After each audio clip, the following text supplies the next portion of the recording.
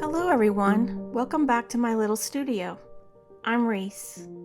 Today I thought we would talk about artistic style, and I thought I would demonstrate two extremes, realism versus an illustrated style. Now, there is no way in this short video that we can really grasp all of the art history to encompass what artistic style actually is, because the variations are extreme. Even in the term realism, you could ask, do you mean photorealism versus representational realism? But I'm going to keep it simple in today's video. As artists, we often wonder, how can we find our style? It seems to be a prominent question on YouTube these days. And because of the number of artists at various stages in their careers, you can get many different answers on this subject. My only uniqueness is that I have studied with both artists who focus on realism as well as illustrators and animators. And from that, I'm going to share what I've gleaned.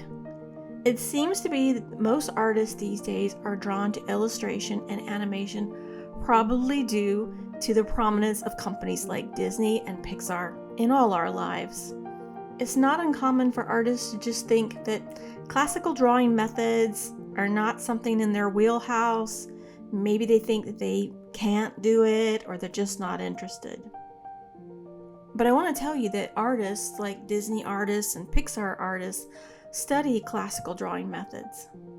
The studios both encourage it and foster it, because at the core of any good artist is the time and effort to understand the basics of realism, whether it be perspective, light, the living form, regardless of it being human or animal. One Disney animator I studied with, whose name is Christian Slade, worked on the film Brother Bear.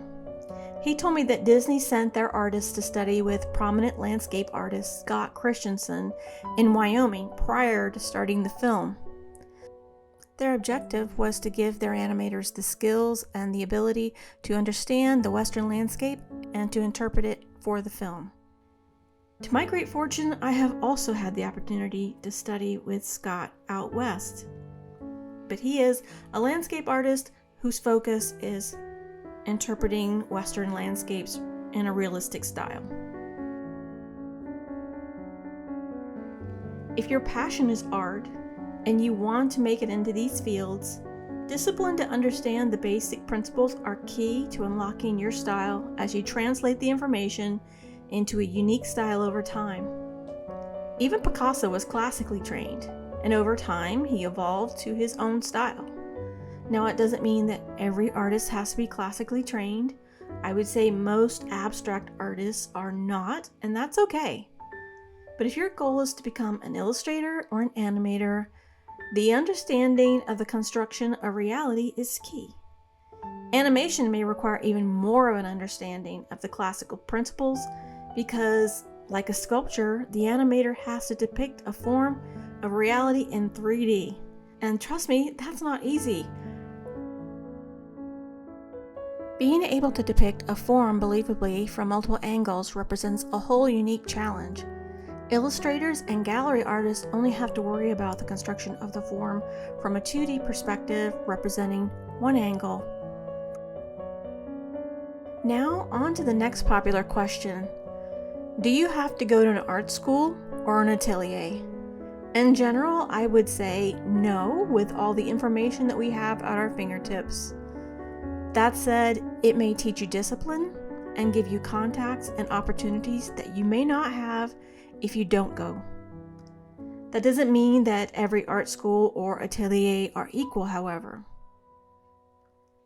I was an art student who studied graphic design, but I wouldn't encourage anyone to go to my school to understanding classical drawing methods. If I had to do it over again, I would go to a reputable college known for its art program or an atelier. Here in Florida, I think that Ringling is known to have a really good program, and given the opportunity, I probably would have preferred that college locally. The downside of all colleges and ateliers these days are that the costs have skyrocketed, while the economy and inflation is impacting all of our lives negatively. However, with determination and self-discipline, you can find the training that you need, whether it be online or through workshops, which is another way that I extended my own education, or even finding a working artist that you admire to study with. Okay, on to our final question. If you study the classical drawing method, how do you eventually develop your own style? The answer to that complex question is a part of your own art journey. Over a lifetime, you're being influenced by different artists and styles. You're being influenced without even knowing it. I recently asked one of my mentors, the artist Stephen Bauman, this very question. His answer was to gather as many images of different artists that I love, pull them all together, and from there define what the common thread was and use that information to help you develop your own style. Another method I've heard of is to do as many master copies from the images that you love, and over time you'll start depicting images yourself and you will develop your own style. The only thing I would caution you is to make sure that if you do a master copy, cite the artist, especially if they are living and you're posting to social media. Secondarily, I would suggest never to duplicate another artist's style, especially when they have a very recognizable style, and call that painting your own. Even if it is your own, people can recognize a specific artist's style. In the long end, it's never to your benefit either. So work on developing your own style. So I hope that information is somehow helpful to you today, moving forward, especially if you're trying to find your own style. So a little bit about the painting that I'm actually doing today. I chose to do a simplified rose, and I'm using watercolors to represent my rose in the most realistic style I can, using that particular medium. Initially, I used basic classical drawing methods to define the various angles, but not to a level of perfection where I was actually trying to do an actual duplicate copy. I observed the basic angles of my subject and drew it out. And then I'm observing all the basic tones and values and edges, and observing how the light affects the rose from the angle that I chose for my reference photo. But you can see that this particular painting takes a lot more time. It especially takes a lot more time if I'm doing a more accurate drawing, and the more accurate it is, the more time it will take, versus an illustrated version that you will see soon. Now, that's not to say that an illustrated image is not going to take a very long time. It depends on how much work and details and effort that you want to go into that particular painting or drawing. It's all the tiny little things that pull a realistic image together. The one thing I will say for the study of realism, that especially in the moments of all the details, it becomes almost an act of meditation.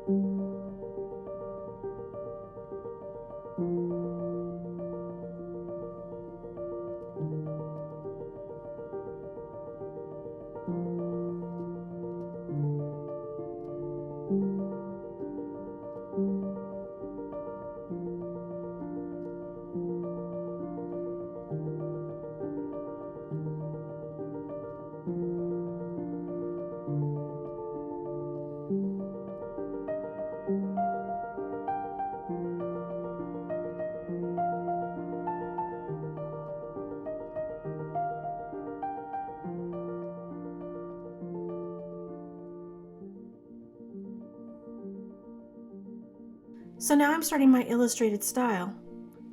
So this time I took a lot less time drawing my rose. I quickly popped in the basic shapes that I wanted to represent, I didn't really care about pushing back the pencil lines because I knew that my colors were going to be a lot bolder and I was going to have an outline, which is more typical with illustrated styles. Now again, illustrated styles have a lot of variety as well.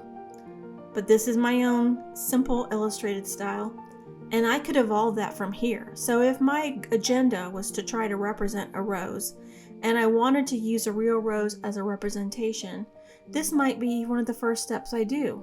I might actually try to look at a real rose and do an illustrated version of that rose. And then from there, I could develop my mental knowledge that I had created by the observation of my reference photo, and then start manipulating it from there. Of course, this would entail additional studies to be done. Over time, if you studied a rose quite a bit, you would develop a memory muscle to where you could actually start drawing roses without even looking at a reference photo. And that's usually what happens over time.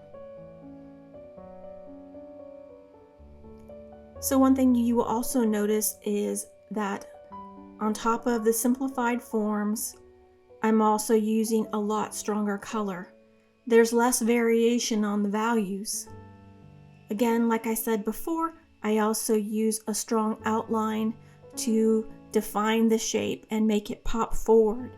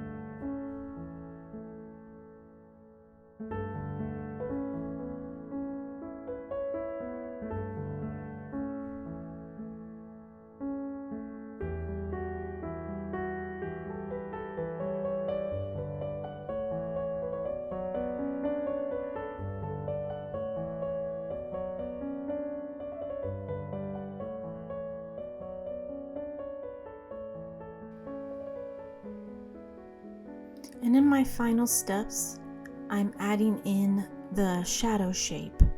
Just like I did with a realistic form, I decided to provide this illustration with a shadow. I did take some artistic license to make it less realistic. So you will notice the color shift. Now in illustrative style, another thing I could have done was chose not to provide a shadow at all. So there's lots of different things you can do in an illustrated style.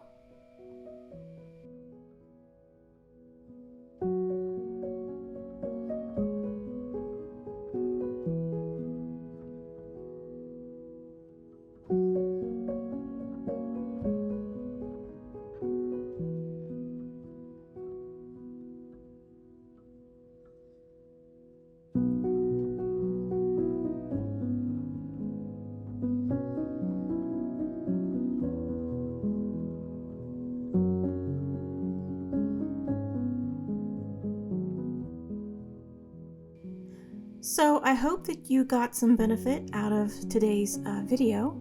If you did, I hope that you will choose to hit like and subscribe and join this little community and let YouTube know that I did a pretty good job on today's video. I'd love to hear comments about your artistic journey in order to find your own style. And if you have any suggestions, I'd love to hear those as well in the comments down below. If you made it this far into the video and you don't really want to make a comment, at least drop me a rose emoji down in the comment section down below.